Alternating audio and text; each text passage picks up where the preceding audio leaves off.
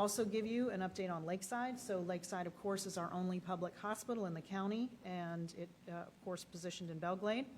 72% of our patients are COVID positive. We have doubled our ICU from 6 beds to 12 beds, and they are all full. 11 out of 12 of those patients are actually COVID positive. 91% of those patients are unvaccinated. Currently, as of this morning, we have 6 holding in our ED. 1 has been secured for transfer to Orlando Regional.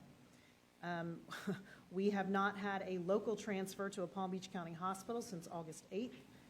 The VA has accepted 2 of our patients in the last 3 or 4 days. But I think, what's really important, and, I'm speaking now as a provider, not just that healthcare safety net, but as a provider, we don't have any visibility into the ICU beds in the hospital that are accepting COVID positive patients. So when you look at a dashboard and it says, hey, there's bed availability, that may not be for a COVID positive patient. So it's very difficult for us when we are looking to rely on the system, which is, as a rural hospital, we always rely on the other hospitals when there's something that's above our ability to take care of. We always rely on those other hospitals to transfer a patient.